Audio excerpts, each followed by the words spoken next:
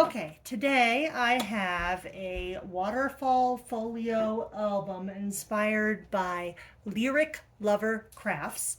And this is the one I've completed already, and then I will be walking you through the tutorial on this, on how to make this. So I have the little closure, which I will show you how to make. This is my waterfall. And I just put a little bit of decoration on the inside right here. And on the outside, I have a little bit of decoration right here. Nothing on the back, of course. And then when you put this on, this closes it. Mine is a little tight.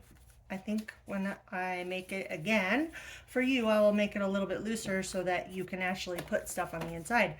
And then I decorated the back of this like this. So what you need is a piece of scrapbook paper that is 10 inches by 12 inches. This is the outside. So it's 10 inches this way and 12 inches this way. This has a pattern on it, so I made sure that I just took the 10 inches off of the pattern so it's up and down when I'm doing it. And you want to have double-sided papers, but if you have single-sided papers, I will show you how I adapted that to this, because I didn't have enough double-sided papers that I actually liked the back of it, so I covered up some of them with single-sided papers. So this particular piece is double-sided. Now I have all of my pages of my waterfall journal, and some of them are double-sided, as you can see. And this one is single-sided. So I had this single-sided paper and this single-sided paper, and then I just made sure to cut and leave room for the gap right here, so that way it doesn't get in the way of folding it when I fold it. This one is double-sided. This one is two single-sided papers. Again, I left room where the fold is. Double-sided, double-sided, single-sided, left room for the fold. This one is double-sided. This one is two single-sided. Actually, that one was double-sided and the other one was single-sided. This is two single-sided ones. This one is the single-sided version, and this one is the double-sided. So you take these and you want it to be 5 inches this way. So when you're doing it, the 5 inches needs to be where this is the top, because you're going to crease this at 1/2 inch. So make sure that when you're doing it, if you have a pattern that you want to be like this when you get done, that it's 5 inches this way. Believe me, I messed up and had to redo it multiple times. So it's 4.5 inches like this, with the pattern going this way. So once you have all of those scored at the 1/2 inch line and folded over, the next thing you do is, you're all done with your scoreboard. Oh, nope, you're not all done with your scoreboard, sorry. Next, you take your 10 inch by 12 inch piece of paper, and you want to score the inside, not the outside. So you flip it over. This is going to be my inside. And you score it at 3 5/8. And then you flip it around and score it at 3 5/8 on the other side also, so that there are two 3 5/8 folds. If anyone has trouble with getting their scoreboard to actually, or even their cutting board to actually score or cut on the spot that it's supposed to, like this, it just didn't do it. Anyways, if anybody has trouble with that, let me know, because I measure all the time and then I end up with it being crooked. Like it's skinnier at one end and fatter at the other end, just slightly, which is really annoying. But okay, so once you have your folds, you open it back up, and I'm going to move my scoreboard out of the way because I don't need it here anymore. And what you need is just a runner tape, works really, really well. So you take your first page, which this is my first page, and you're gonna put the runner on this part because it's gonna go like that. So let me put that on here. And then you want to stick it right at the very, very top. I turned mine around because it made it easier. Oh, and make sure you're doing it the right way up if you do have a pattern on the front. Okay, so you want to stick it right at the very top, trying to center it between the two fold lines so that there's equal amounts on both sides. You want it flush with the very top of the paper. This makes it so it sets your line for all the rest of yours. So you want to make sure it's right at the top. Then once you have that, it's really easy to do the rest of them. So you just put your tape runner on them and you line them up right against the next one.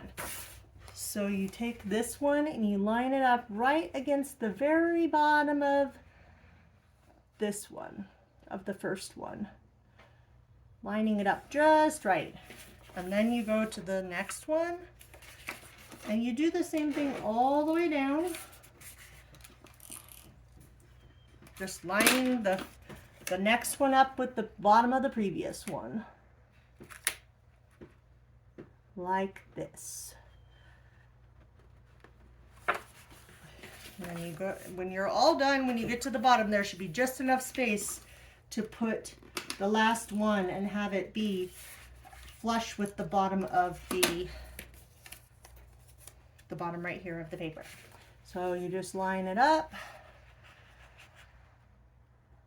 And you're probably seeing the top of my head and I'm sorry about that, but I can't exactly see very well. So line it up like that. And you go to the next one. And you do this for all 12 pieces of your paper. This is gonna just take a little while, so I'll come back in a minute. Okay, I have it all glued down now, and this is what it looks like when it's all done. And I don't know what I did wrong, but some of them got a little crooked, so I had to like kind of correct them a little bit. But now I'm gonna show you what you do for the closure part of it.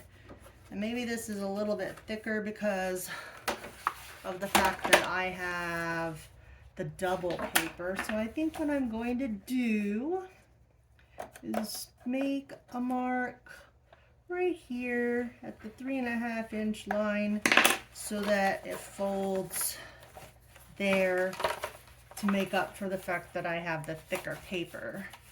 So just crease it a little bit like that. And then I'm going to do the same thing on this side also, just to allow for that thicker paper. I didn't have this problem when I made the first one, but none of my paper was single-sided. It was all double-sided. So, okay, now you take this leftover piece of paper that you had from your top 2 inches right here, and this is going to be what we use to make our closure. So I'm just going to flip it over so that the purple is on the outside, and then you just kind of stick it in the middle. You want to fold it up.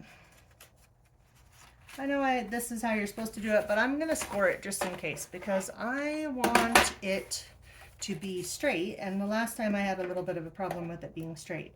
So I'm going to score it at the 3 inch mark, and then I'll figure out where the other part needs to be scored from the Waterfall Folio, and then I will score that part.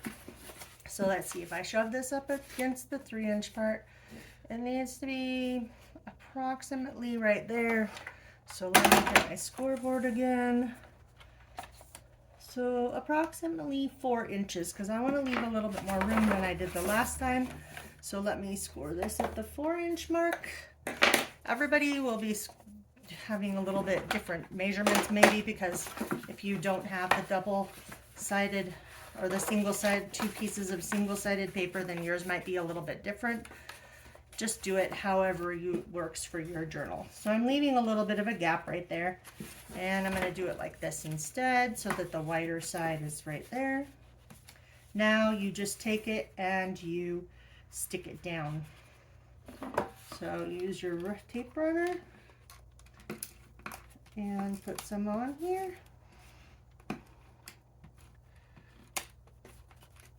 So it's nice and stuck down like that. Hold it against there, line it up straight. Sorry if my head keeps getting in the camera.